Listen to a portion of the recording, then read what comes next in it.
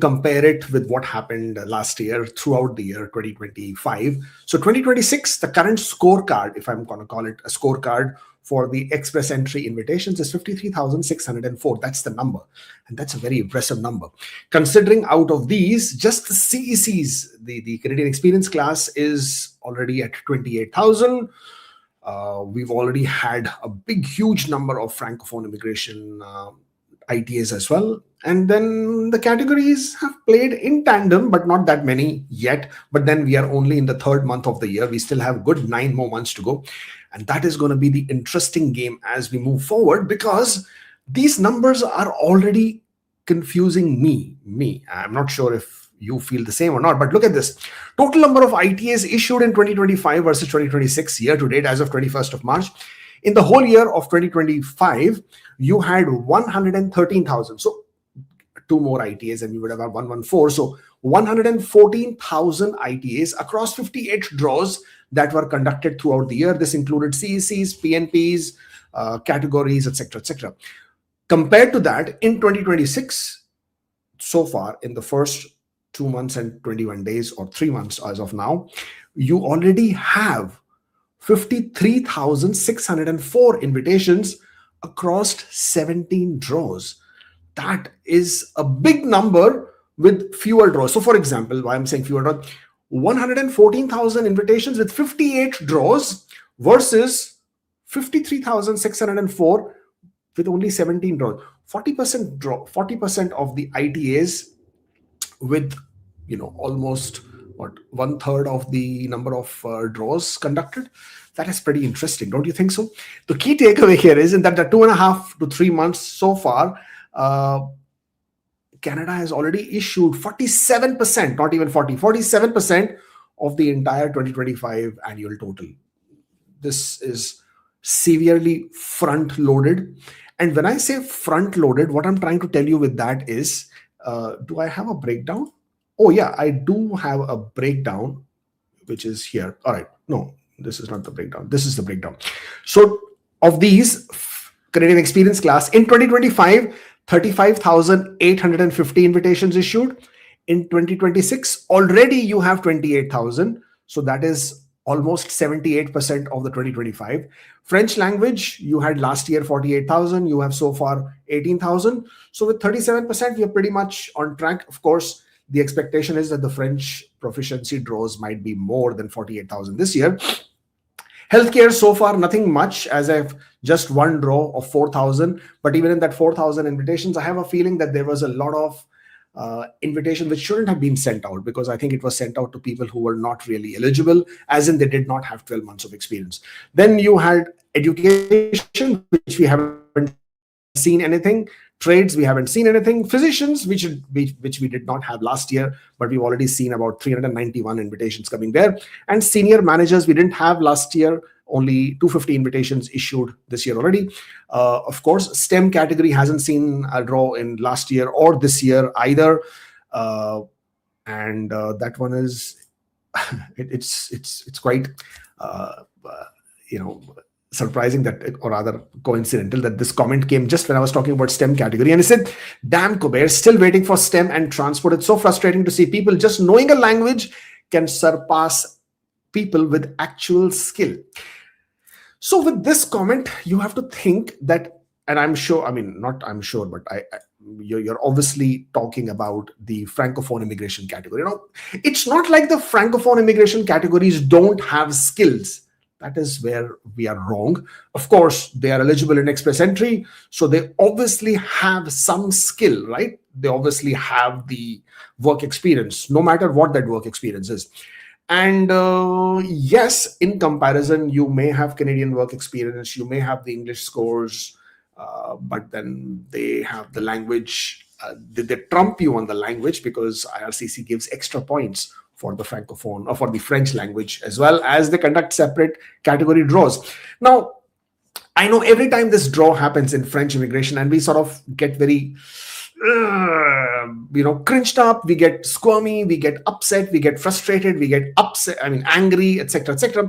But as long as there are Anglophone draws happening, when I'm saying Anglophone, they are not specific to English speakers, but they are, largely comprised of Anglophones, then, and if the francophones are not holding it against you, why are you holding it against the francophones? First of all, it's not the francophones who chose that category for themselves. They're not the ones who made it.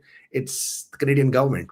And if Canadian government has chosen this French immigration category, and they have identified the factors, they have identified the parameters, then, I mean, I know where you're coming from, and I feel your pain, and I understand it, and I know how upset not only you, thousands of others also get upset that how can a draw at 393 be justified over a score of 507 with 4,000 invitations each?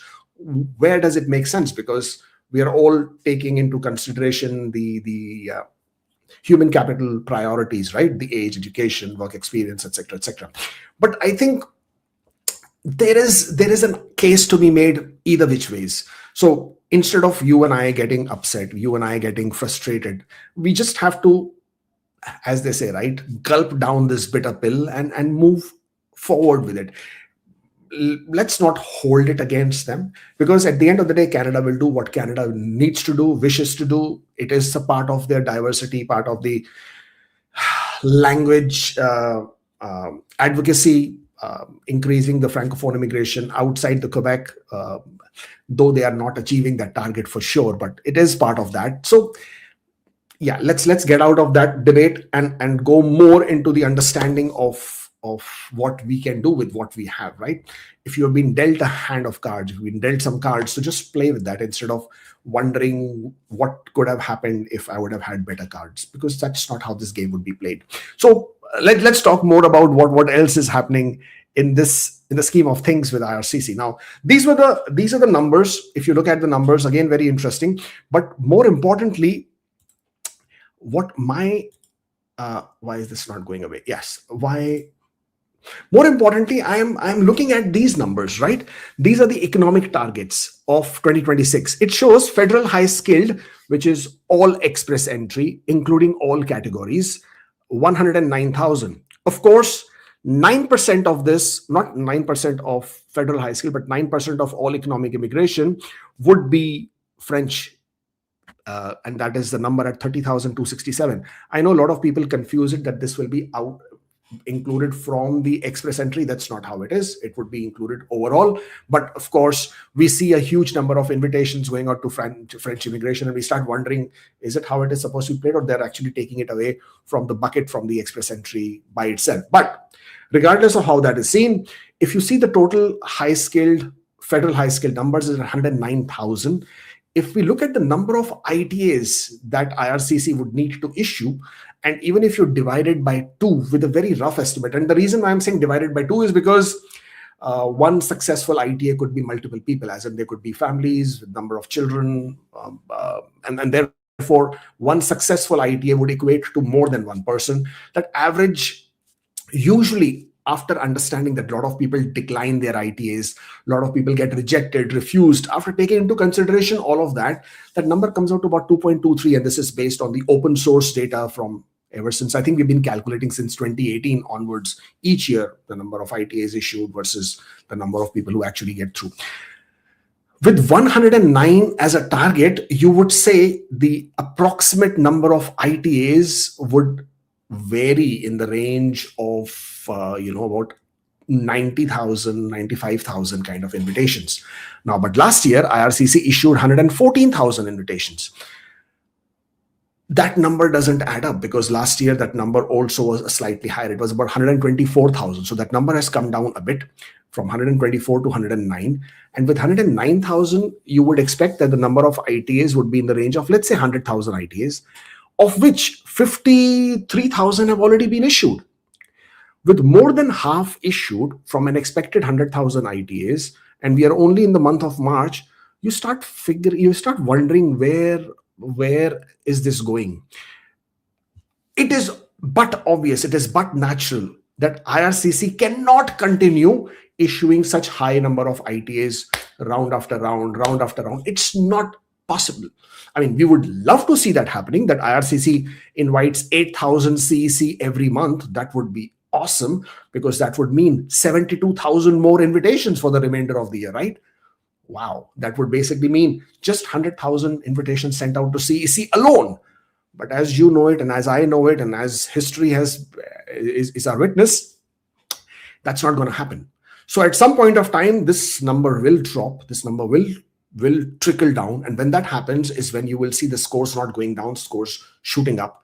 Also, please don't forget that each 2 weeks, every bi-weekly cycle, you have the number of people who are adding it. Actually, they're being added every single day, but we take it every 2 weeks because that's when we get a glimpse of how the pool breakdown looks like. So the point I'm trying to make is that as much as we want the scores to continue going down, and I hope in the near future they keep going down, because IRCC seems intent with their aggression in sending out more invitations, and quite front-loaded this year. So hopefully over the next few weeks, as these draws continue, we see the scores going down and down. But from here on, when I'm saying from here on, means we are already at 507. We all know that. Express entry last draw, 4,000 invitations, 507 was the score. From here on, every 2 weeks, depending on the number of ITAs, the trickle down is not going to be drastic. You will not see 3, 4, 5 point reduction, unless, of course, IRCC says, okay, let me invite 10,000 people. Now, that would be awesome.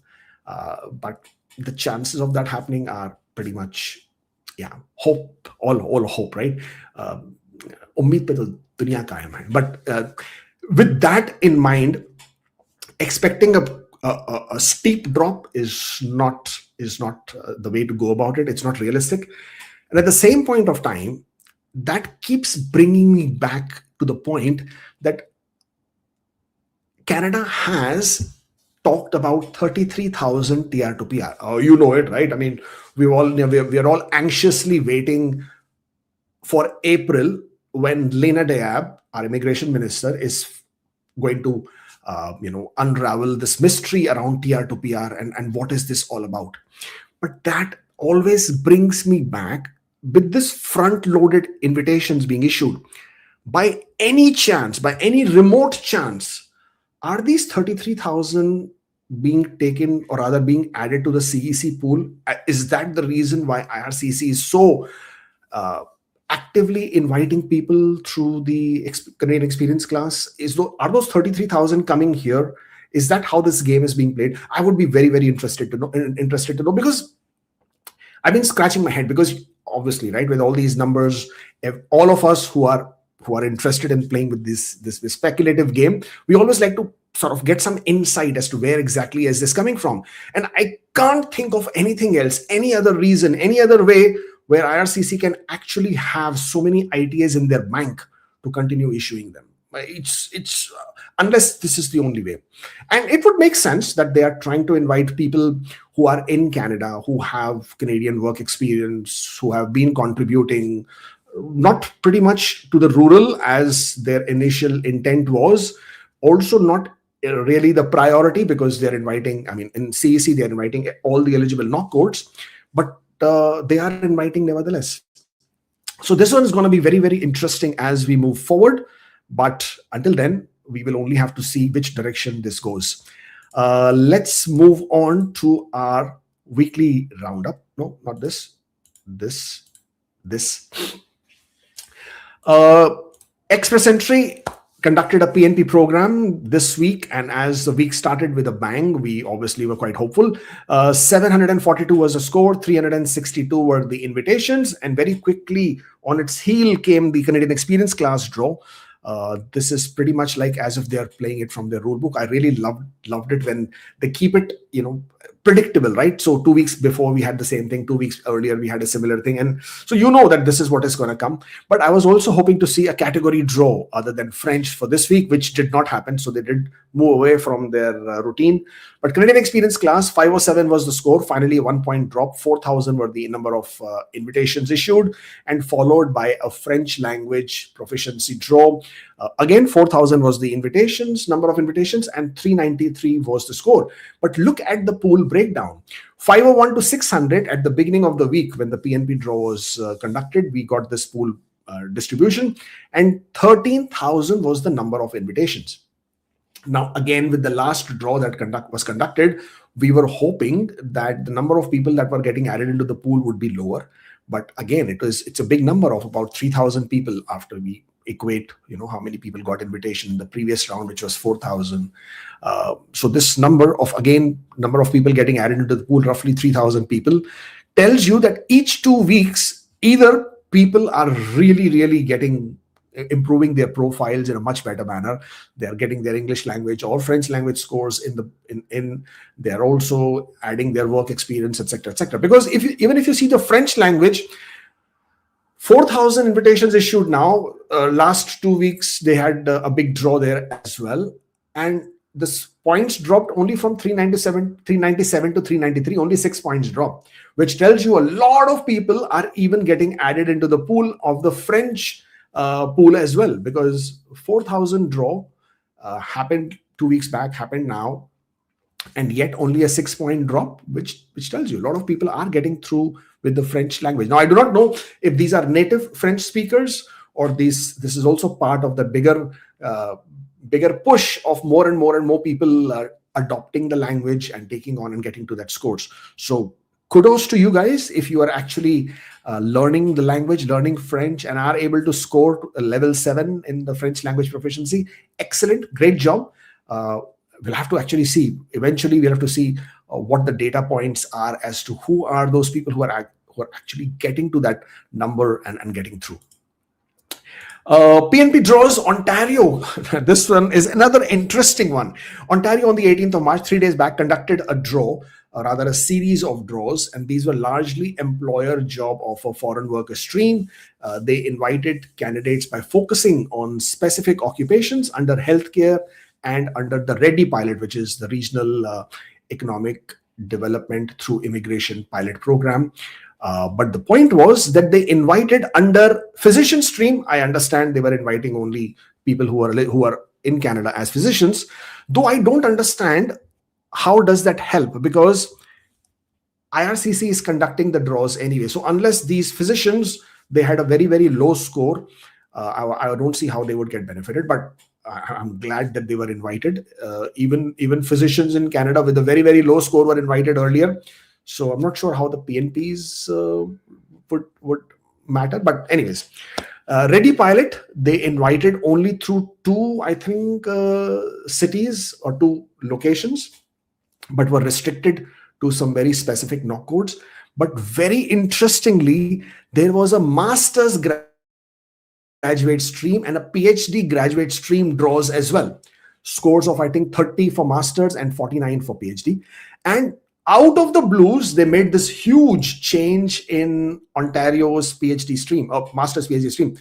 Now they are also choosing specific occupations from the master's and PhD. Now, if you are familiar with master's PhD, there has never been a requirement of work experience or occupation. And they never told anybody ever that they are going to include these 2 components as part of the criteria.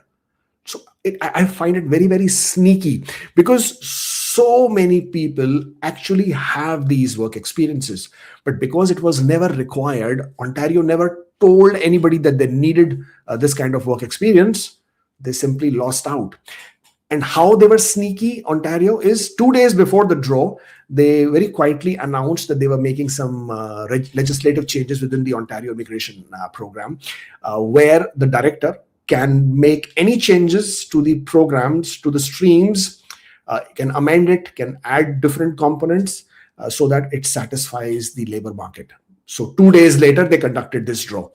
But this is becoming really sneaky, right? They did it last year.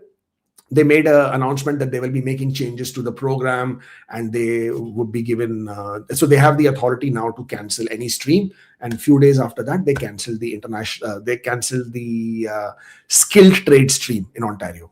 And this time they've done it again. They made a change, but they didn't cancel anything, but they made a draw. They conducted a draw, but a lot of people really lost out on this one. However, now that they have conducted a draw and we can only move ahead with this one, the beauty of this draw, again, is if you see the PhD stream, and I know there are a lot of knock codes in the master's graduate stream, which is fair. They have identified specific priorities within the finance, administration, engineering, healthcare, trades as well, which is all fine. But in PhD, they also included IT tech. All right, they did not include it in masters. The IT tech knock codes are not included. But look at the PhD knock codes. There are so many of them which are tier category 4. Okay, so basically you could be a receptionist, you could be a home care worker, and as a PhD you could still be eligible. So basically what they said is, if you have a PhD completed in Ontario, even if you were doing a survival job, which is a shame that after doing a PhD you still have to do those survival jobs. Again, no disrespect to the jobs, no disrespect to the people who are working there. It is just that we're talking about the tier category, because under tier category 4 you only need a high school diploma. You don't need any higher qualification or a higher degree or diploma. And here you have PhD graduates in Ontario who are having to work a tier category 4, for which there is no requirement for a high level education, just a high school diploma. So you see the disparity in that whole thing, and do you see the contradiction here? But anyways, so PhD graduate streams were invited with this occupations. And if they had expressed this work experience, then they were going through. Now, whether you had this job or work experience as you were a student in Canada or while you got this work experience after graduating, it did not matter, because Ontario has not clarified. They have just said, if you had this Canadian experience, then you are part of this draw. You have 14 days to complete your application. There is no further clarification. So if you have received your ITA, this is very, very critical. You must, I know when you are completing your application, your portal is not going to ask you for work experience documents. It won't, because masters and PhD was never meant to have that specific criteria. But now, if you have received an ITA, be very careful. Don't be regretting about this later on.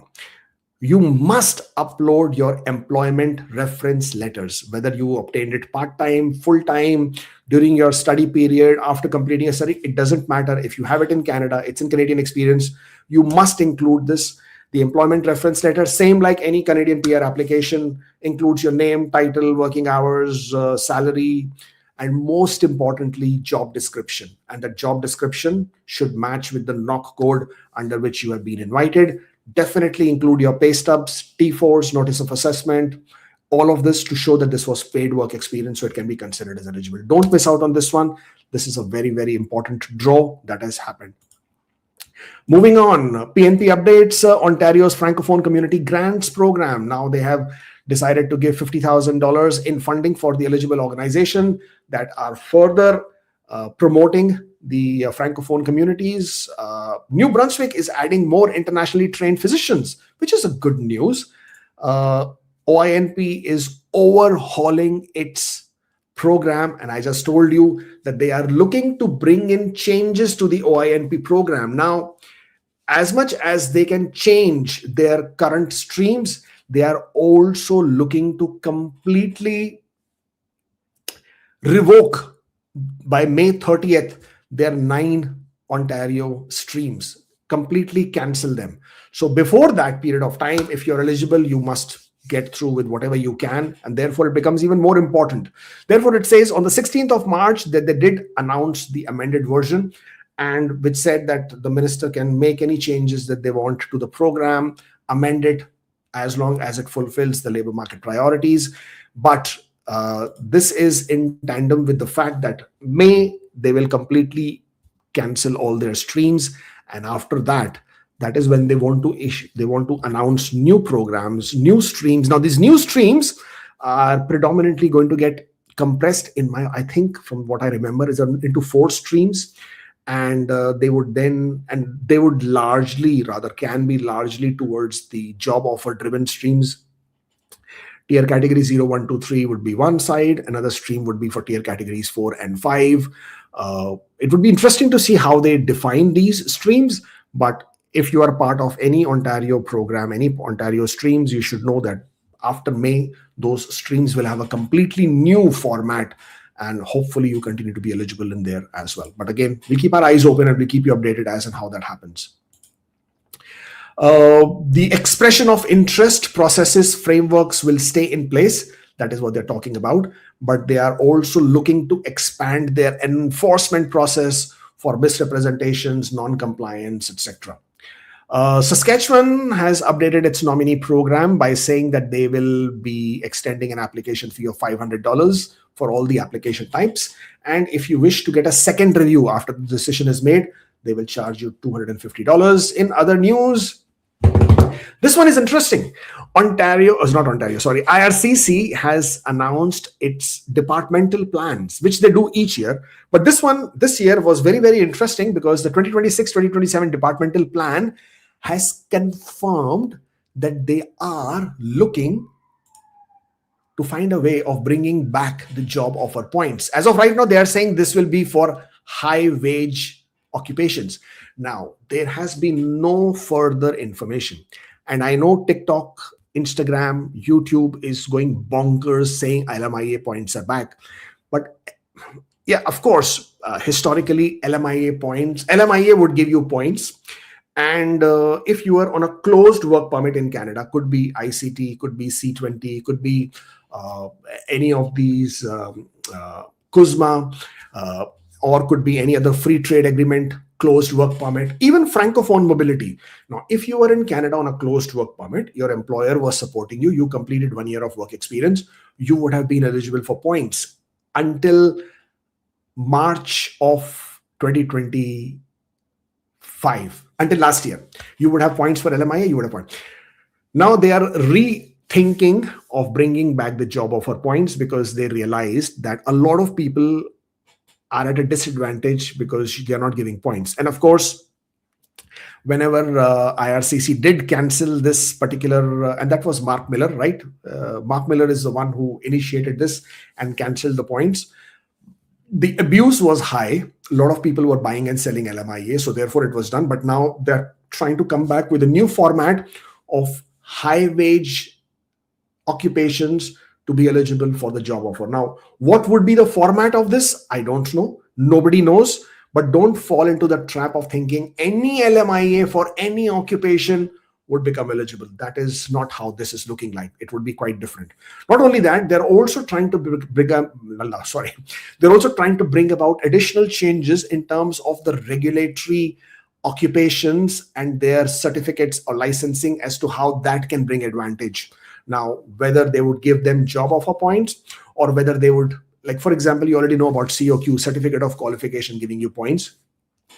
They're also trying to look at how they can bring about points for all different kinds of regulatory occupations. Now, I do not know which ones those would be included, but that is also in the talks. In addition to that, Francophone immigration outside Quebec continues to be prioritized. So people who thought that they will not be giving points or they will stop giving points to Francophones, that is not the plan. The plan is that the priorities for Francophone will continue. Not only will it continue, it will actually be increased. As of right now, it's only 9%. They are looking to bring it up to 12% over the next 2 to 3 years. So this is where the big changes are coming as part of the departmental plans. What else have we have here? Canadian work experience, will it become more points? Now, potential additional points for high wage Canadian work experience. It's not exactly stated in the departmental plans, but it has been indicated in some commentary that they might also be looking. Again, please don't get too excited about this one. And the reason for that is that if the points for Canadian work experience will be increased, then it will be increased for everybody. So today, if you are at 500 and if everybody is going to get an increase in points, then everybody's scores are going to go up. So overall, that is not going to make much of a difference. But French-speaking candidates will continue to have priorities. What else is there? 380,000 PR admissions, you already know, and 33,000 workers to get PR. That is also again being spoken about in the departmental plan, but no specific mention of their rural presence or of their priority occupations. That has not been told.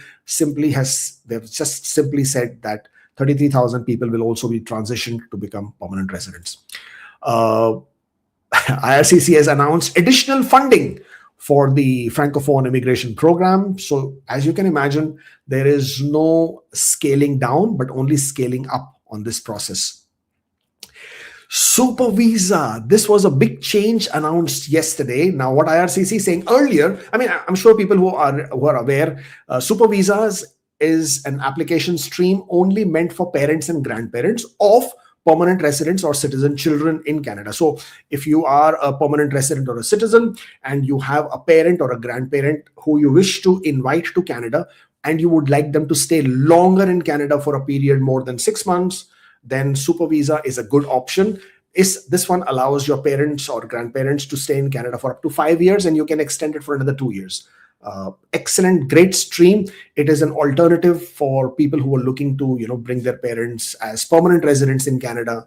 A lot of people were applying for humanitarian and compassionate grounds. A lot of people were waiting to get through that lottery system, which as of right now has been paused. So it's not going further anymore. So now what they have done is that a lot of people earlier were ineligible because they were not meeting the income threshold for the startup visa application. So as per your family size, there is a LICO amount, low income cutoff, and you had to meet that requirement in order to be eligible to invite your parents under startup visa. I keep saying startup visa, super visa. And under the super visa, now what they are saying is that when you have to prove your income, you don't have to rely only on the last year.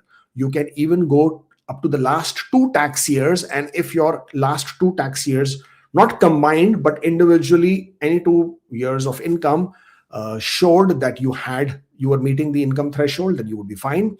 Or if your parents have a source of income, that source of income can be combined to your income, and collectively the total can meet the requirement of the threshold, and that's also fine. So it's a good option to give to those people who were otherwise not able to meet the income threshold. Your parents can meet the income threshold in different ways. For example, they could be business owners, or they may have, a business ongoing.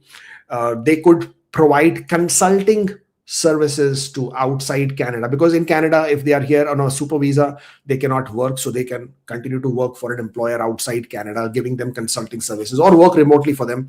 So that income, if they already have it, that can be part of your income to meet the income threshold. They could have income through passive investments. They could have rental income. They could have any kind of income, which of course you can prove that they already have, in addition to what you can provide from yourself. And then collectively, you can now make an application for startup visa. This is effective 31st of March. So good change coming on that one. Canada has introduced new temporary measures to help Quebec retain skilled workers. For this, you should have already received your invitation. You should be in the process of making a PR application from a Quebec immigration stream. Asylum claims in Canada are declining. Why? Because people in Canada, the number of people who are coming to Canada is already less as temporary residents. Number of students is less, number of visitors is less. So collectively, the number of people who are making asylum claims has also reduced by a big number. IRCC's backlogs is now, for a change, below 1 million at this point of time. And it has actually been above 1 million for a very, very long time. But as of right now, as of January 31st, the number of application backlog has dropped to below 1 million, which is, again, good news. But I think visit visas, study permits, super visas, work permit applications, these are really, really taking a lot of time, and the backlogs are quite high there as well. Backlogs for different streams in comparison. That's it. Connect with us on social media platforms. For people who are watching this for the first time, my name is Kubeir Kamal. I'm a CICC licensed immigration consultant. And if you wish to hire us for your immigration applications, then please drop an email to hello@askkubeir.com, or for Instagram, it's up here. If you wish to book an appointment to discuss your application, your queries, your concerns one-on-one with me or in any of our consultants, then askkubeir.com/consultant. That would be the link you should be hopping on to. And that's the way to go. Just introduce myself. I'm Kubeir. Yes, I didn't introduce myself, of course. And because you're here, please do subscribe to the channel. We would like to see those numbers going up so that more people can watch this and get that information that you are getting. That would be awesome. And of course, if you're here, then please give that that like button a press, hit it, boop on it, so that again this video goes out to more and more people. Questions.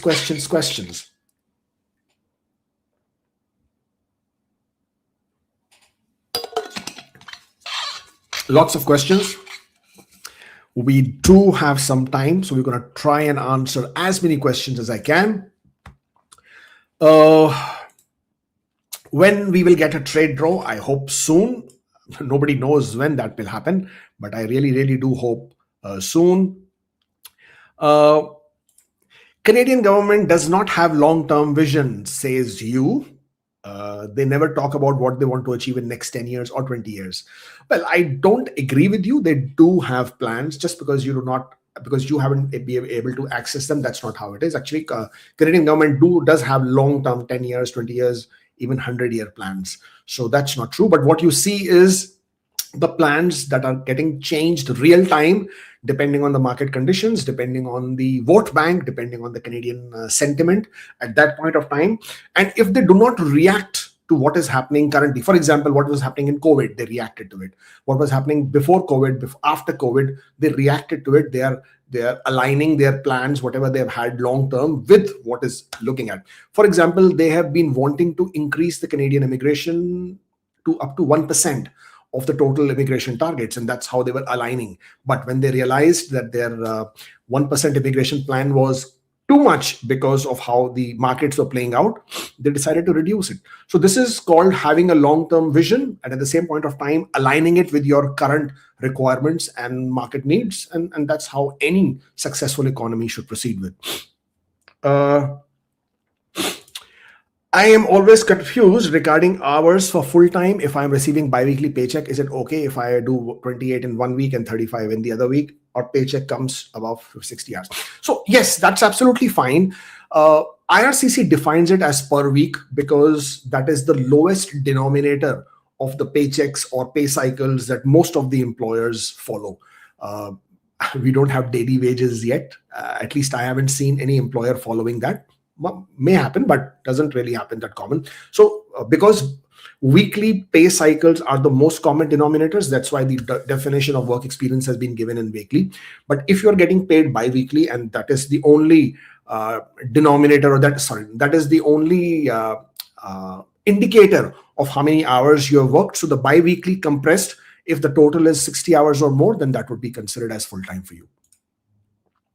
And of course, your employer should also mention how many hours per week you were working on an average, or if it is between two ranges, then that should also be able to give you the requirement of your work experience to be met. Medical required for non-accompanying family member? Yes, depend who was born in Canada. Now, if your family member was born in Canada, then basically means your family member is a Canadian. And if your family member is a Canadian, then you don't need medicals for a Canadian non-accompanying family member. Do you think master's graduate will have another draw? Well, it doesn't matter what I think. I would want a draw to happen every single day, right? As far as I'm concerned. But no, I don't particularly think there will be another draw, especially because Ontario is planning to revamp their programs completely. That's the only reason why I don't think so, because they've conducted one draw after 18 months. The last one was in, I think, September of 2024 or October of 2024. So they conducted one only now. But I don't think they will be in a rush to conduct another one, especially with the fact that they will be relaunching all the programs. Okay, plenty of super chats. Let's get on with that one. Postgraduate work permit applied, maintained state. Let me just bring my screen forward, can't see it. Postgraduate work permit applied, maintained status, ITA, PR applied, AOR, travel back. Can I continue same job, PGWP and PR both in process? If you are on a maintained status, the minute you left Canada, you do not have maintained status anymore. When you will return back to Canada, if you are admitted back into Canada, you would be admitted as a visitor because you have a valid TRV, and therefore you will no longer be able to work in Canada until your work permit, which is your bridge open work permit, if you had applied for one, if that is approved. But here you are saying you have a PGWP and PR both in process. So if you have a postgraduate work permit, Then in a postgraduate work permit scenario, the maintained status, the loss of maintained status once you travel outside Canada doesn't apply, because the authorization of postgraduate work permit comes to you from specific legislation, which just says that if you have applied for postgraduate work permit, if you are complied with your study permit conditions, you can apply. So the short answer to your question is that because you are on a maintained status as a postgraduate work permit, once you return back to Canada, you can continue working. I applied for closed work permit with pending LMIA. LMIA rejected. Can I apply bridge open work permit with AOR now, or have to wait till current work permit refusal? Well, IRCC has a very strict subsequent application rule. And in that subsequent application rule, which was updated May of last year, they say that if you are on maintained status already, means you do not have valid work permit or status otherwise, then if you make another application while being on a maintained status, then once they refuse your first application, they will also refuse your second application. That's what they say. So based on that, you should wait. Employer did not add working hours due to policy. Okay. I'm not sure what the question here is, but you will need to provide that information. IELTS expired after receiving ITA, but before submitting documents. Should I retake IELTS? Yes, absolutely. Your IELTS needs to be valid on the day you submit your PR application and get your AOR. If you don't have it, then your application will be refused. Do we need to redo medicals for study permit extension if done already in India in the last 5 years? Can we show sibling funds who are PR in Canada if GIC is finished but working part-time? So your work is irrelevant in terms of showing funds for your extension of study permit. You have to be in a position to show that you are able to pay your tuition fees and your living expenses. So you have to be able to show funds. And if somebody else is supporting you, then you will have to show their bank statements and a supporting letter from them. As far as medicals is concerned, as per the recent, or rather as per the current public policy, which is until I think 2027 or 29, I forget, but which is currently in effect. If you're applying for any temporary residence or permanent residence while you are in Canada, you may use the same medicals that were completed within the last 5 years. 3 weeks unpaid leave in 3-year CEC period. Can I accept ITA on May 1, 26? 3 years experience gets completed on June 12 and submit on an app on 58 days. I am not really sure what you're trying to ask me.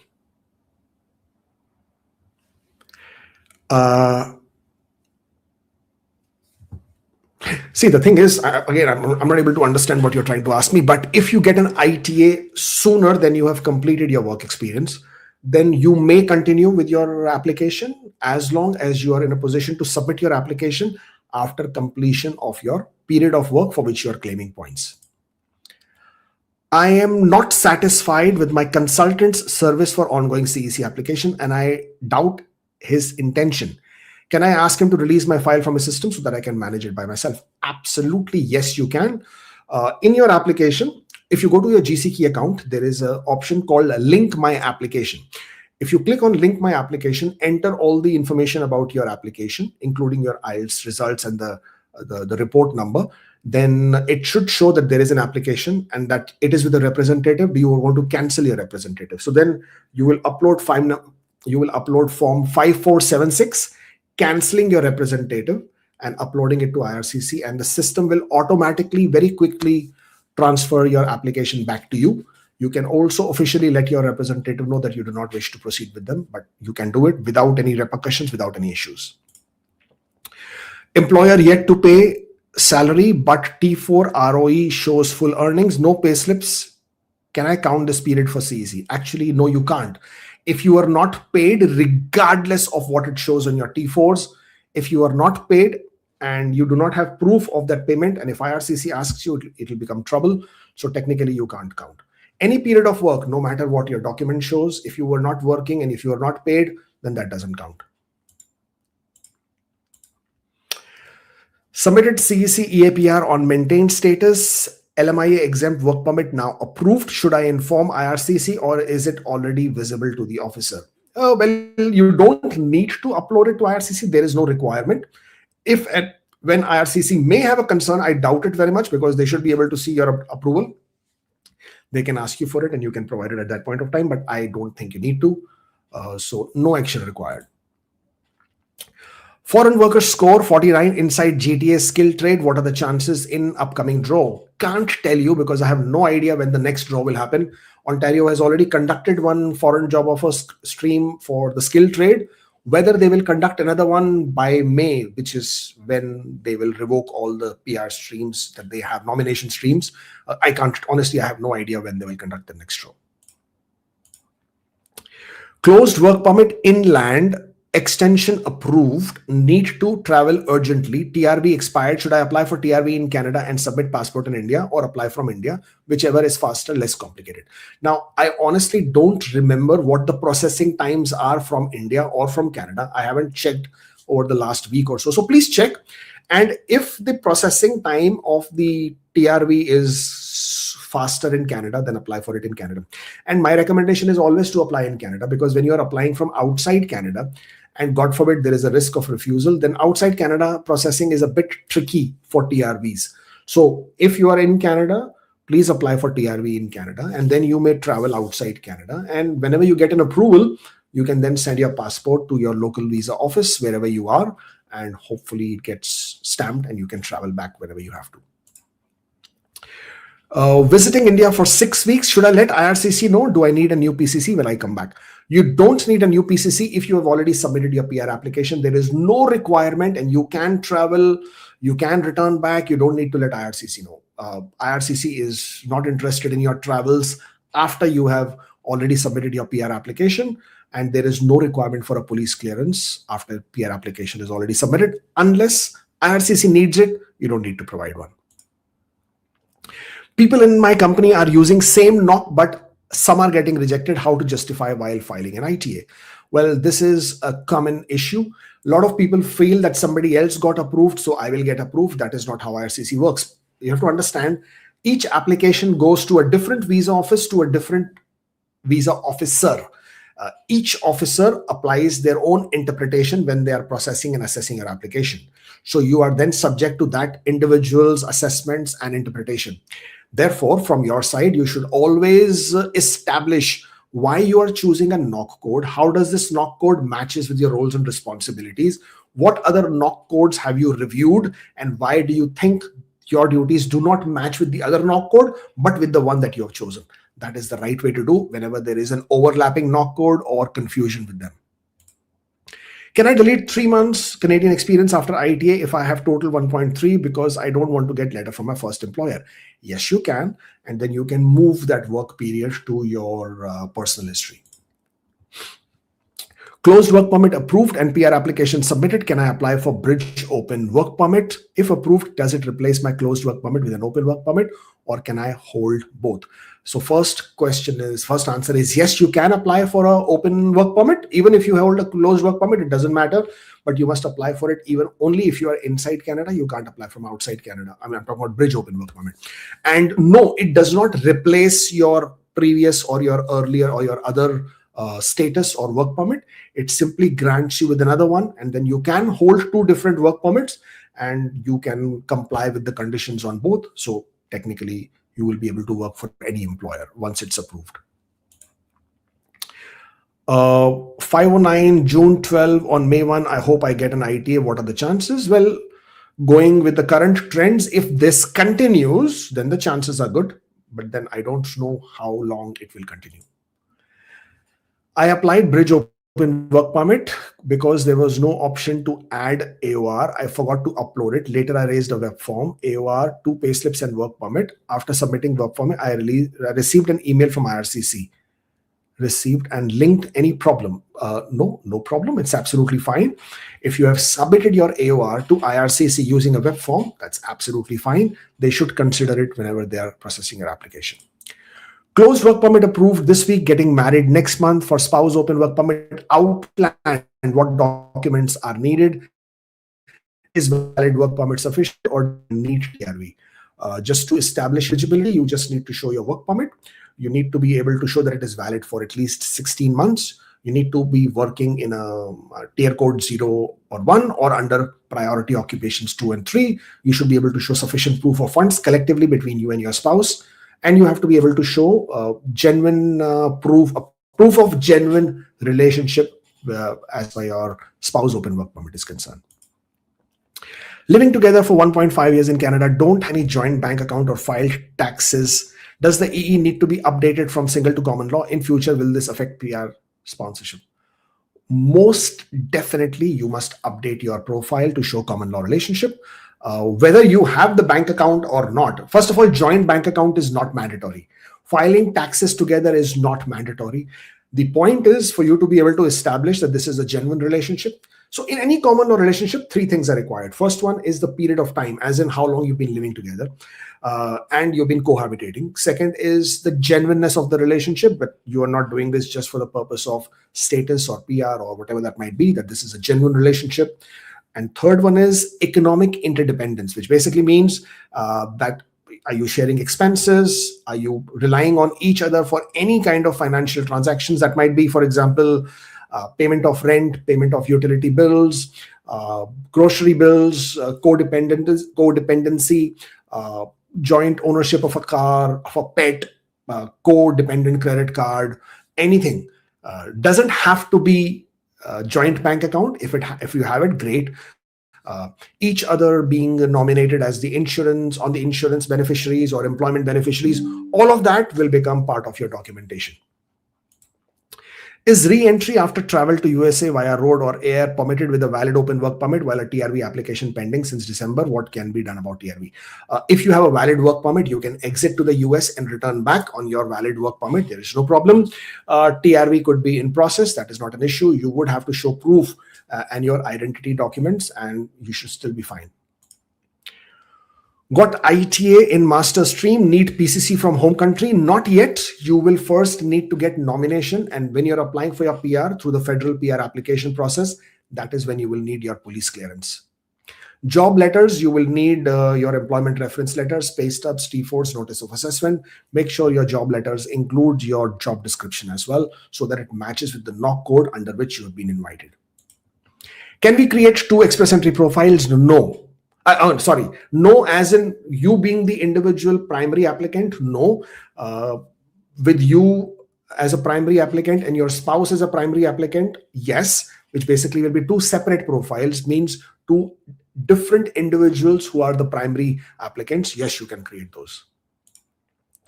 I'm in India with social worker experience. I'll return as PR soon and plan to pursue RPN. I want details about BGO grants. I'm sorry, I don't have that information. You will have to check the individual regulatory authority body or the regulatory occupational bodies to give you that kind of information. I have a family emergency. Can I travel after submit the PR application? Now at maintained status, will that delay the process? Can process as outlined? First of all, I'm sorry to hear about the family emergency. And yes, you can travel after submitting the PR application. You are on maintained status. You will lose the maintained status if it is your bridge open work permit or any work permit extension. If you have a valid TRV, you can return back. If you don't have a valid TRV, then once you get a P1 or even after you leave Canada, you must update IRCC that you have left Canada, you don't have any status in Canada, and this is a change of address. If you get a P1, then you must let them know that you are outside Canada, you don't have a visa, you can't return back, and that you would like to get a passport request. Different ways of sorting that situation out.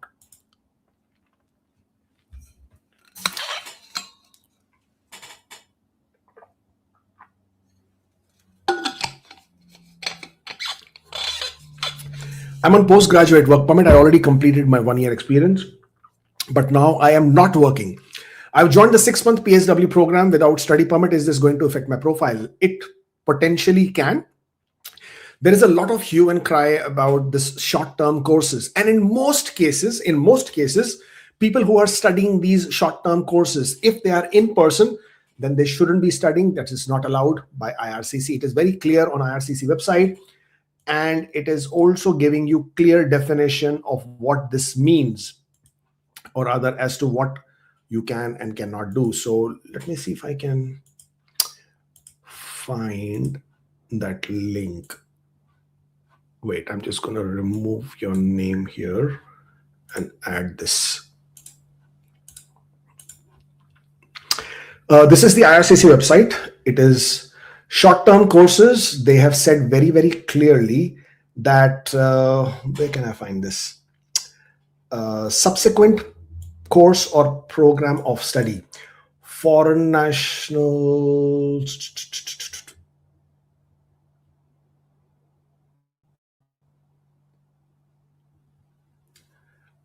Did it?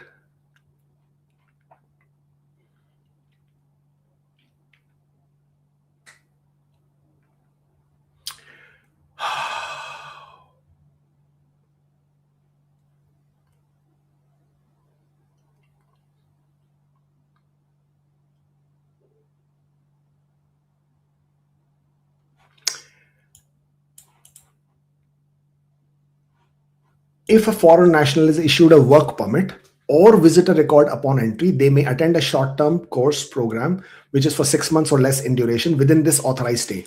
In your case, your initial authorized stay was that of a student. After that, you have applied for extensions. However, if they apply to extend their stay in Canada, they must obtain a study permit to attend any length of program once the initial work permit or visitor record validity has expired. It applies to the same thing as for a student permit as well. So if your initial stay, authorized stay, was that of a student, you applied for postgraduate work permit, that was considered as extension of stay. So now, during the period of time while you're a postgraduate work permit in Canada, you cannot study. No length, not even 1 month, not 2 months, not 4 months, not 6 months. It is not allowed if this program of study was in person. Of course, if it is an online program, you may study. But if it is an in-person studies, then you cannot study at all. That is being very clear. And this website from IRCC, I'm not sure if I can provide a link. How do I provide a link? I'm going to put it in the comment. You can take that link and then you can refer to it at your own free time. I've put it in the comment section below. I'm not sure if you can see it. Let me see if you can see the link I posted. Yes, I have posted the link. I'm going to put it here, pin it right on top. I can't pin my comment. Strange. I can't pin my comment. Okay, so my link is already there. I've posted the link. You can refer to that. This is very, very clear in terms of who can and cannot study in Canada and your status. So if you are a postgraduate work permit holder in Canada, but if you choose to travel outside, let's say, right, you're traveling for a few days. Let's say you go to Mexico for 2 days, 4 days, and you return back. Now, when you return back, now you have reset your authorized period of study. So this is also very, very, interesting here. However, if a foreign national leaves and re-enters Canada, this is considered a new period of authorized status, and the foreign national can engage in subsequent programs or courses that are of duration of 6 months or less in a month. I mean, come on. So there you go. That is another one. So if you are in Canada and if you wish to study and you are figuring out, should I do it, should I not do it, then if you just travel outside Canada, exit and then re-enter. So exiting doesn't mean going to the US. Exiting means you must go to a different country, probably Mexico, and then return back. Once you return back, then you will be eligible to go back to studying. So yeah, that's another way of doing it, or resetting your period of your stay. Okay, I have lost that question.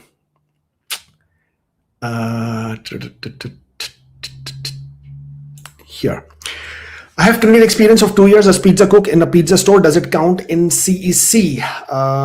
One RCIC told me approval chances are rare. Well, the RCIC may have told you the truth.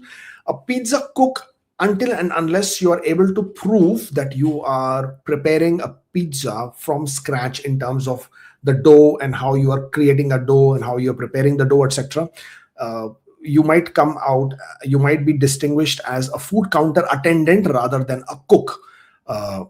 So it will all depend on what kind of pizza store you're working for and what kind of pizzas you're making, and that has to be clearly defined in your documentation. Did not include IELTS score in PR application. Is that an issue? No, it is not really an issue, but I would always recommend you uploading it as part of your documentation. You can also upload it through the web form.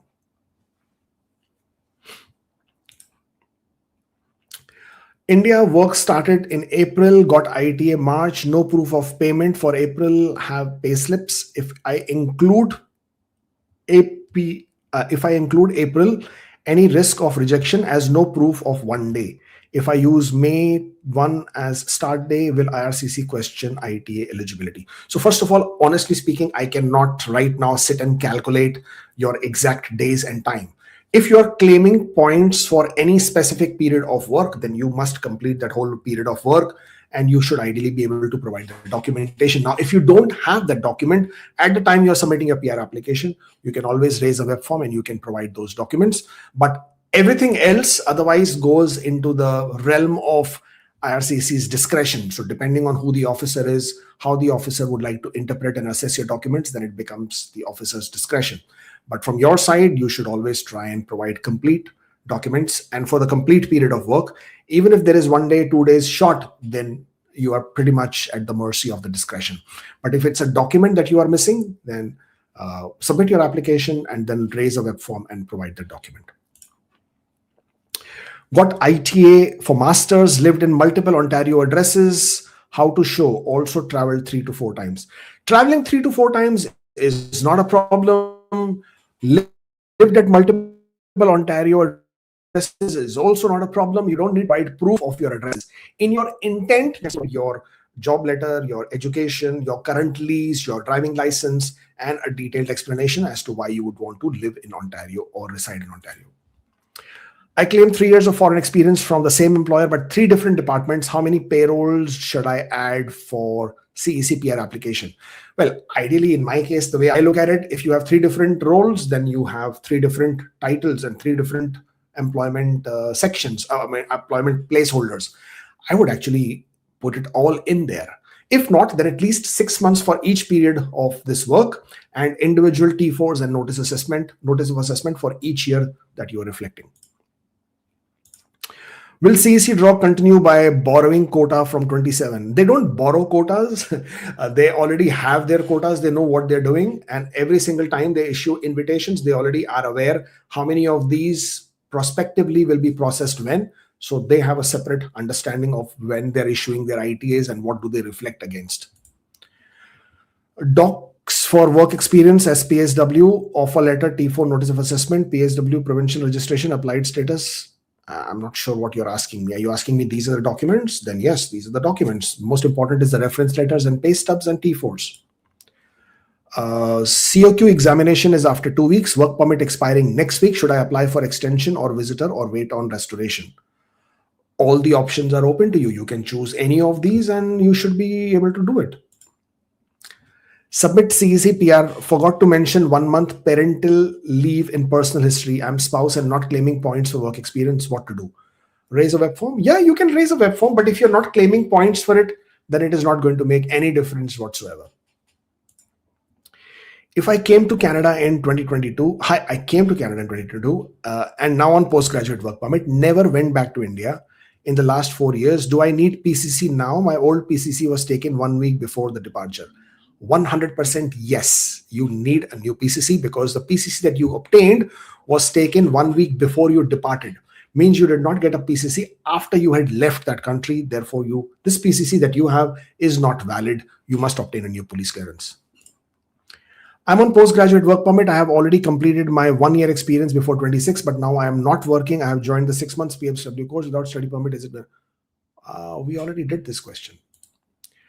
Digital photo CEC, only front side or both sides? Only front sides in JPEG format.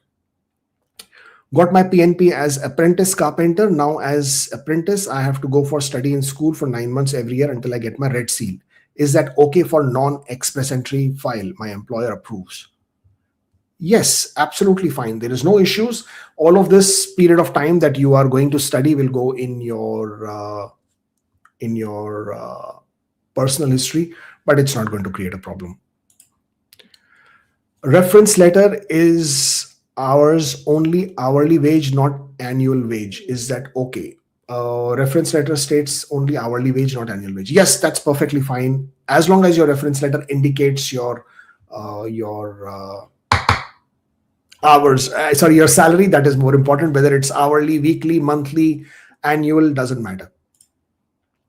I left the country 1 month after I turned 18. I have been living in Canada since, only went for vacation 3 times in 2 weeks. Would I need a PCC for CEC? No, you won't. you can provide this as a brief explanation. The system will not even trigger a requirement for a police clearance in your case. Pest exterminator license from Ontario, not from Skilled Trade Ontario. Can we claim points under COQ? Unfortunately not. In my experience, it doesn't give you the points. Your call if you wish to take a chance. I have only seen refusals for people who have tried to obtain it. I have never seen an approval in this one, so it's your call. I cannot tell you yes or no. There is no clear distinction or clear information on IRCC website for this. PCC was issued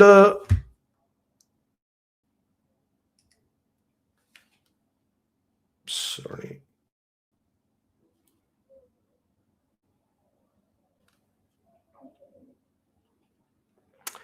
When the daughter messages or the wife messages, you have to respond to that first. Otherwise, you know what kind of issues that can create. All right. PCC was issued in 2024. I have not traveled to India, but I recently renewed my passport. Can I apply with the existing PCC? Yes, of course. Change of passport, you applying for new passport, that does not invalidate or does not make your police clearance invalid, right? So as long as you obtained that police clearance while you were outside that country, you did not travel back to that country, that police clearance is valid. You don't need to get a new police clearance just because you changed your passport. Add a cover letter to this police clearance for sure, saying that you got it while you were outside, did not go back, but you don't need a new one. For PR, should I show all designations in a company? Yes, you should. And of course, corresponding knock codes as well. CEC in progress. What happened if I leave Canada, no TRV and on VR? If you leave Canada, then you no longer have status in Canada and you should update IRCC for change of address. Got ITA, claimed full experience as pharmacist, but 2 titles in same hospital, duties same, but approach now for filing. In your case, you can choose the same as a trainee or as a pharmacist, or you can differentiate it as long as your employment letter mentions both the titles and the knock code is the same, then you should be fine. I've applied for me and my wife PR application under CSC, but marriage certificate is pending due to Ontario. I've applied LOV with marriage certificate order receipt. Is it fine? It's tricky. It's a mandatory document. So in that aspect, it can create a bit of an issue. But since you have provided an explanation and you have provided the reason and the proof that you applied for your marriage certificate, it should be fine. It shows the best effort. And I wouldn't expect IRCC to ignore that. At most, they will give you more time to provide this document. While submitting an application for CEC, I didn't have T4 mentioned the same. Now I have it. Should I raise a web form and add that? Yes, please raise a web form and add this T4. I leave my home country around 20-30 times every year. Do I need to list them all? I visit some countries more than once. Yes, you should. If you do not have room to update all your travel history in your travel history section, then make a list of it in an Excel format and then upload it as part of your letter of explanation. But these are your frequently traveled countries, because that could trigger IRCC to request for a police clearance from any one specific country where you may have been traveling a lot to. If an employee starts mid-month, works 16 days with overtime and receives less than full monthly salary, can the actual salary received be reported for that partial month? Yes, why not? There is nothing wrong with that. You will still claim points for only 16 days of that month, regardless of you getting overtime and you working extra hours, as long as you worked for no more than 30 hours per week, or as long as you don't claim for more than 30 hours per week, but you will claim points for mid-month. Yes, I mean for half a month. Applied VR extension for 3rd time while PNP PR application is pending 8 months on maintained status. Do I continue to stay and await decision? Yes, if you've applied for extension, that's all you will do. You will continue to wait while you are waiting for a decision. Nothing much that you can do other than, you can't even apply for a bridge open work permit because you're already on a visitor record maintaining your status as a visitor. So yeah, you'll have to just wait. My wife hasn't ever been in Canada since I came in 2022 in my PR application. If I show she will not apply for PR, would it be a problem? It would be a problem in the sense as to you being able to explain why your spouse is not accompanying and if it is convincing enough for the officer. That is where the decision will be made.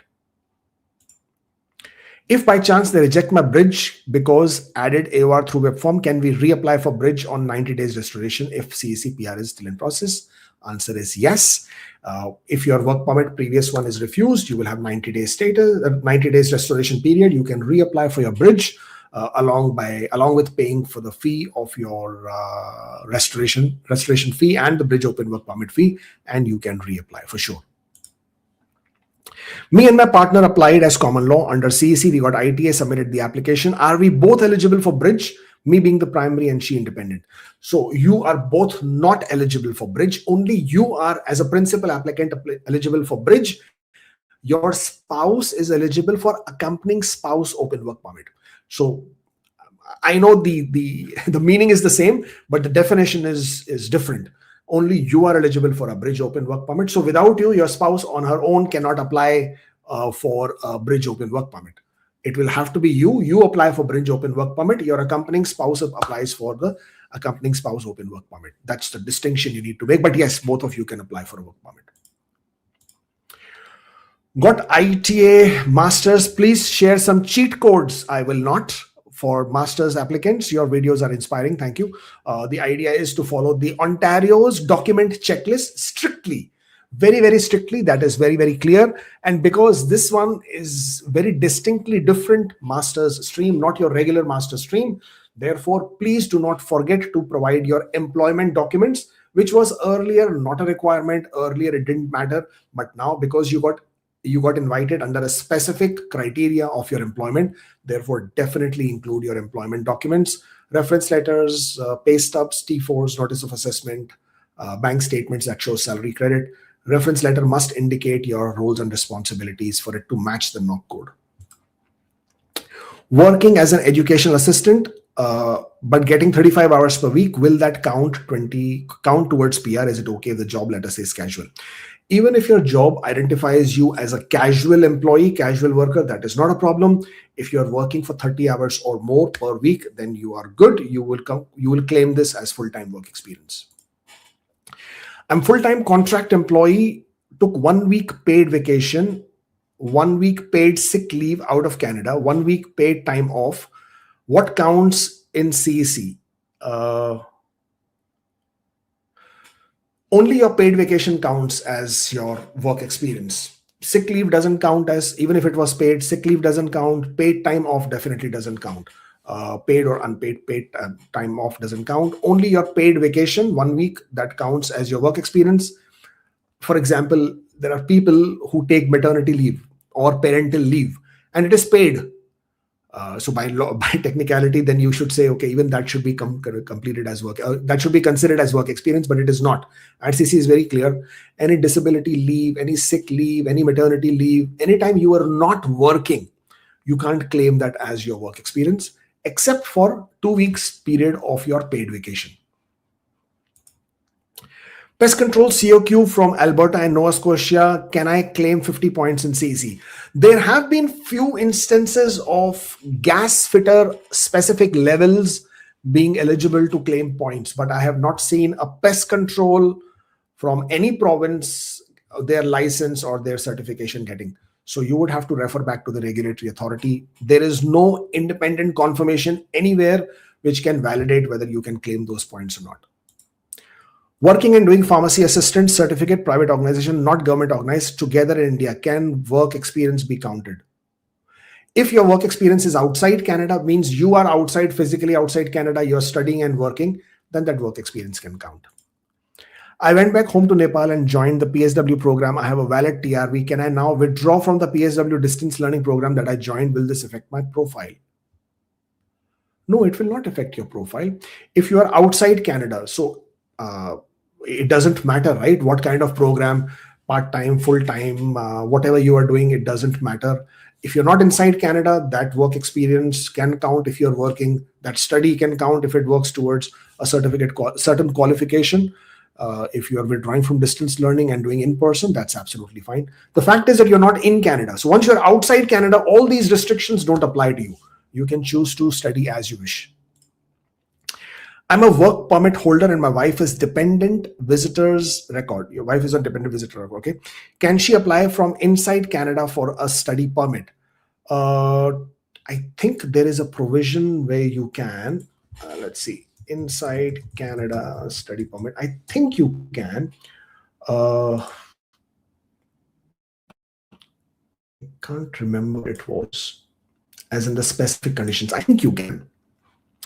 My website is not loading right now.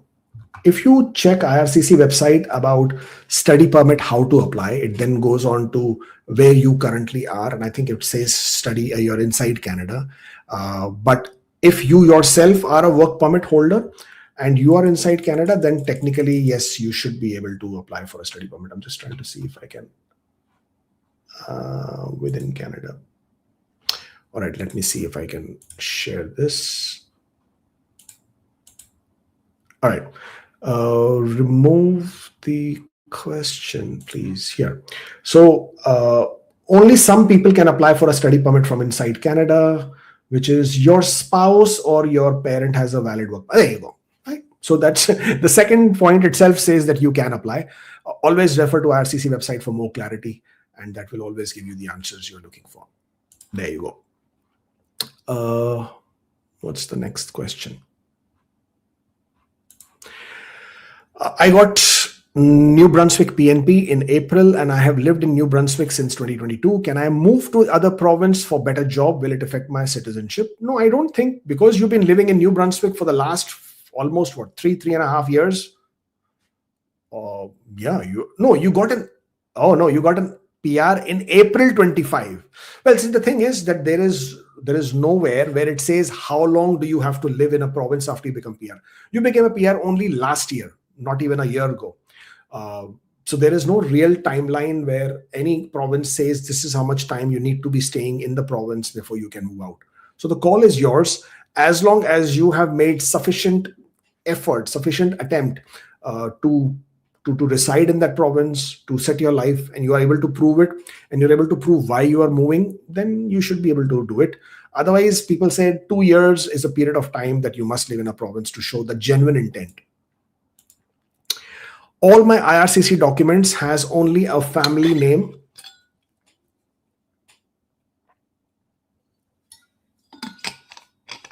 My throat is completely dry.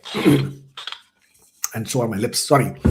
My IRCC documents only has a family name. My T4 from Canadian employer has it split. Should I ask for a new T4 from the employer or just a letter of explanation? Just a letter of explanation is fine. There is no issues.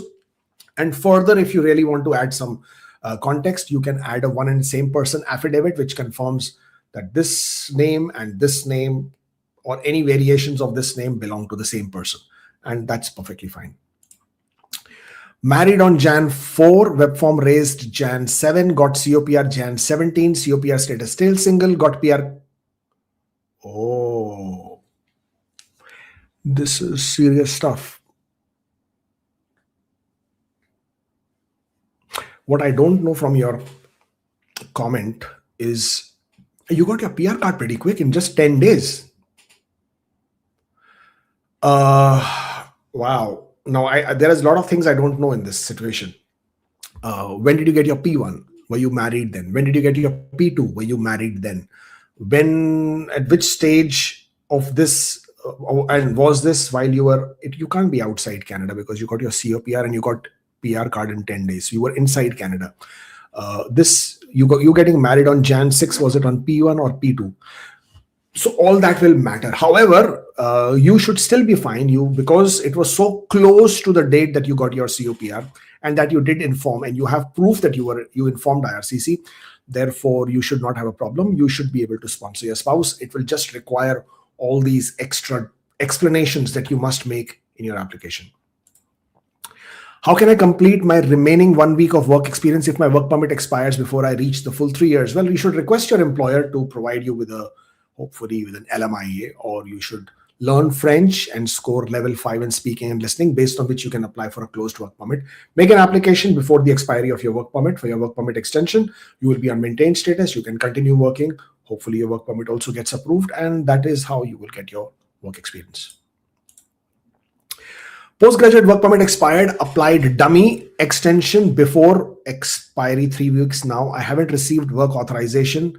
Can I work without that any issues. Yes, you can, as long as you applied for an extension before the expiry of your work permit, regardless of whether you got an authorization letter or not. You can. You are on maintained status that is given to you by law, and it doesn't matter whether you got an authorization letter or not. You can continue working, no problem.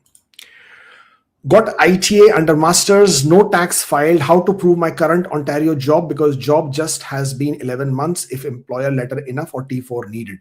Well, T4s are already being given to everybody by the employer, so you should provide your T4s, though it is not mandatory, but you should if you can.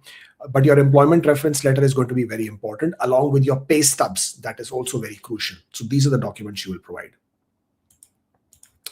No official duties letter for one foreign job, manager reference letter with duties available. Is it enough, or move to personal history? Well, if you're not claiming points for it, then just move to personal history and keep it simple. If you're claiming points, then you will have to show that you were unable to get it from your employer. Therefore, you have requested your manager, and that's how you were able to get it. Will CEC draw to may shrink because of... I can't really understand what you're saying. Because of front loading, will the pool shrink? Well, of course, obviously IRCC does not have a limitless supply, right? They have a certain number in mind, and that's basically how they would be issuing invitations. So if they continue issuing invitations, and if the way they are going, they should be issuing nearly 100,000 invitations for CEC alone for this year, which is not a possibility. So therefore, yes, I do expect to see some reduction at some point of time. Applied bridge open work permit, but portal didn't accept latest 5710 permit expiring. Used October version, raised a web form, told issue fixed and can submit form, but application already submitted, sent work form with latest doc, but response has FAQs. Absolutely fine. I understand that 5710 was having an issue. As long as you provided the old version and you uploaded the 5710, it's not a problem. If you wish, you can now upload the new version of 5710 through the web form. That is also fine. In both the cases, it's not going to be an issue. Applied visitor record before postgraduate work permit expiry. Visitor record still in process. I am within 90 days restoration period. How are you within 90 days restoration? You've already applied for visitor record. I received ITA and I have AOR. Now, can I apply bridge open work permit? Also, should I withdraw my visitor record application? Oh, okay. So you're within 90 days of your work permit expiry. Yes, you can apply for a bridge open work permit with restoration, but withdraw your visitor record, because currently, if you see, you are not on a restoration period. You are on a maintained status as a visitor period. So that is much different than you being on a restoration period. So yes, withdraw your visitor record. Then you will be a person who doesn't have status, or within the you're within the 90 days restoration period, and then you can apply for your bridge. I have COQ and previously declared Indian work experience. For PR, I don't include this experience. This leads question from IRCC in my records. I don't understand the question. Not including the work experience is fine, as long as you included it in your personal history, which is definitely a requirement, because you already included it as part of a study permit, means it's in your record. So if you're not claiming points, that's fine, but make sure you include it in your personal history.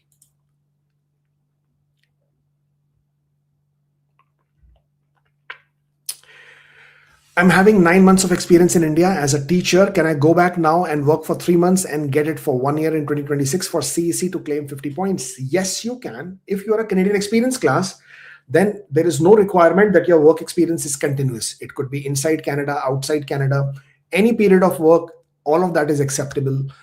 Could be in different NOC codes, as long as they're all valid, eligible NOC codes. As long as they're paid, you're fine, you're good. Yeah, certainly go back and get that work experience so that you can claim those points. For bridge open work permit as a primary applicant, I raised only one web form for adding AOR for myself, spouse, and dependent in LOE. I mentioned application number for all. Correct? Yes, that's perfectly fine. Though I personally, if I was doing it, I would upload an AOR for both the application numbers. So even now, you can do it even now. So go ahead and do it. But otherwise also, it should be fine. I'm an SOWP. My spouse planned to apply visit record from study permit, yet to start study because we got PR AOR. Will my SOWP still be valid?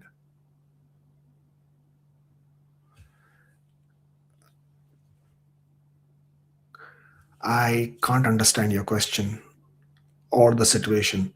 You are on spouse open work permit. Your spouse plans to apply visitor record, not yet started studies. You got PR AOR. Will my spouse open work permit? So as far as your spouse open work permit is concerned, nothing happens to it. It will remain valid regardless of what's happening with your spouse's status or otherwise. Uh, I think I'm understanding your situation correctly. But as long as you have a valid spouse open work permit, no matter how you got it, no matter what the situation is, as long as it is valid, it remains valid. Nothing goes wrong with it. Postgraduate work permit, left and came back to Canada and then joined the distance learning PSW program. I want to now withdraw from this program. Will it affect my profile? No, it will not affect your profile. It is already a distance learning and you're withdrawing from that program. So absolutely no impact whatsoever. I have COQ and previously declared Indian work experience for postgraduate work permit. For PR, I don't have this work experience. This leads question from IRCC in my records. You have declared the work experience in your study permit, but you don't have documentation. So you should include it in your personal history. If you're including it in the personal history, then you don't need any documentation for it, but you must include it because you made it part of your study permit record. So you must include it in your work application for PR. So it remains consistent, but you don't have to claim points for it and you will not be required to provide any documentation because it's in your personal history. Can I show foreign experience if I have salary in cash? I already shown it in study permit. Can I file non-accompanying? My wife is here for 2 years. Some suggest me to send. So the fact is, if your spouse is in Canada and you file non-accompanying, whether you send your spouse to outside Canada or to India or not, it doesn't matter. The chances are that IRCC is going to raise a concern. You may receive a procedural fairness letter. As of right now, 8 out of 10 applicants who do make an application for spouse unaccompanying unfortunately get a refusal. So that's a concern. How you choose to proceed is entirely up to you. As far as your foreign work experience is concerned, you can claim it even if it is on cash salary, as long as you can prove that you are paid salary in cash. ITA issued after June or July, it accounts towards 2027 quota. Can we hope a consistent CEC draws in 2026, maybe 3,000 ITAs to keep score? Now, I can't tell you what exactly they have in mind. What is the quota? They're already front loading it. So obviously there are a lot of invitations being issued right now. I've already showed you earlier that the number of people that they intend to, the number of people who will become permanent residents this year is 109,000 under federal high skilled. 109,000 basically is a lower number by almost 15,000 from last year. So based on that, the number of ITAs should also be reduced. Last year, there were 114,000 invitations sent out.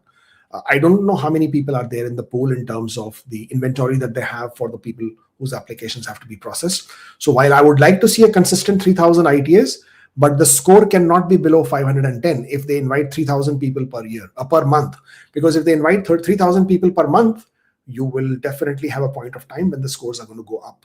So no, what you're asking me is extremely speculative. And I know you would like to see an answer for June or July, but I can't tell you because there is no way for anybody to know how many invitations IRCC is going to issue.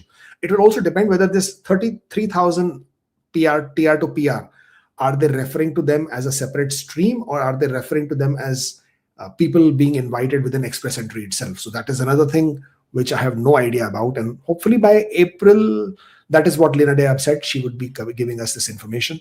So once we have a better understanding, we will obviously know. Can I go back to India now and complete my 1-year experience as I have 9 months to claim 50 points? Yes, I just answered your question. Yes, you can go back and claim and complete your remaining period of your work experience and then claim points for your 1 year of foreign work experience. Landed while finishing my master's, not listed in SOP or study permit. Can I include it in PR or is it misrepresentation? You have to be very careful with this. It is borderline misrepresentation. Now you are saying landed while finishing. Now when you're saying while finishing, I don't know what you mean. Do you mean you had completed your master's but you were not awarded? Or do you mean you were still studying when you arrived in Canada? I don't know which one that is. So at the time you submitted your study permit, if you hadn't finished your master's and you did not include it, that's fine. If you finished your master's after your study permit application was made, then you're fine. There is no misrepresentation. Otherwise, it is borderline. IRCC made a clerical error on date became PR instead of on the date you became PR, dated 2025 instead of 2026. PR card came with error. I have submitted 2 amendment requests. Can I travel outside Canada and come back with a PR card? Well, this is a definite error for sure. Can you travel? Yes, you can travel. There is no problem. Your PR card remains valid. Your PR status remains valid. So you will not have a problem traveling in and out of Canada. But this will definitely trigger a situation because when you will be preparing an application for citizenship, that's when this error is going to create a huge headache for you. So definitely continue to pursue IRCC to get this corrected. But you can travel outside Canada. That is not going to be a problem. Foreign jobs, can I combine for 1 year CEC, 11-month role trainee, but some duties, will it count? Can I change knock after IT? There are too many things here in the same question. I can't really understand which one you're asking me for. But can you add 2 different foreign jobs for 1 year work experience in CEC? Then the answer is yes. As long as you are CEC, you can have any combinations of work experience. None of them have to be continuous. They can all be in different knock codes, different titles, different employers. You can use khichdi of all. You can try all permutations and combinations. All of them counts as long as they are paid, tier category 0, 1, 2, 3, and within the last 10 years. 6 months back home experience, not shown in study due to early study. How to prove? You can't prove anything that you did not show it in your study permit, no matter what the reason was. That is a huge risk if you choose to now claim work experience for that, because it is quite simply that you chose to hide that information in your study permit. So now it becomes an obvious concern. If IRCC will now review your application, go through your old applications, they would be able to identify it, and it definitely becomes a reason for your application to be refused. Foreign work experience company closed, no duty plus pay stub. Okay, no, it's not okay. You need to provide proof of your salary and your employment. I had to go to India for my family member bereavement in April for a month, and in October for 3 weeks. I am going in April 26. How does it affect my 2 years? Well, that basically means you would have almost 2 months of work experience short. If you have 1 month in October or April, and then in April 26, that basically means you are 2 months short of your work experience. You will continue to work after you have completed your calendar 2 years so that you can compensate for this shortfall. Proof of funds I added was 15,000 in November. Now, as the rates are high, exchange rates are high, and plus revision of proof of funds, how much should I add more? I would always say never ever count specific dollars. Always add $500 to $1,000 extra so that you can always remain safe. So I would say please work with 16,000, 16,500 to be on the safe side. I got PR last month. Congratulations. Plan to invite my girlfriend on a visitor visa. If refused, will it affect future sponsorship? Should I mention your relationship? You should mention your relationship because that would be honest and truthful declaration. Or you could get an invitation letter from a different family member or a friend. And the refusal will not impact your PR application for a simple reason is the temporary residence applications like visit visas are refused because the officer feels that this person will not return back to their home country. And the reason why it doesn't impact the PR application is the PR application is not to return to the home country, but to be staying in Canada. So therefore, the intent is completely different. And therefore, visit visa refusals do not impact your PR applications at all. So please be aware of that and you don't have to worry about it. I did include one PDF AOR pay stubs LOE for myself, spouse, and pay slips for both, and mention application number for all members. Do I still need to raise AOR? Well, please bear in mind your bridge open work permit is only for the principal applicant, not for the spouse. Spouse open work permit is already linked to the bridge. So technically you need to upload it only for yourself because your AOR applies to your bridge. As I said, I usually do it for both the applications anyways out of habit. So you don't have to do it. If you do it, that won't matter either. 22 months in tier 2 job, does it count 2 years experience? Of course not. 22 months is 22 months. It is not 2 years. So it definitely doesn't count as 2 years. Last question. In Canada since 2017, not working for LMIA employer since since 25, after working 3.5 years, closed work permit, India, November. Wow, too many details which I can't understand. India, November 25, foreign experience now in Canada, remotely working and not for LMIA employer. Will it affect future application?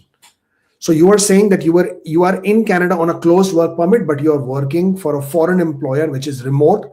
Will it affect? No, it will affect in a positive manner, as in you can claim your foreign work experience as well. But since you are in Canada and you're not working for the employer who is on your closed work permit, it doesn't matter.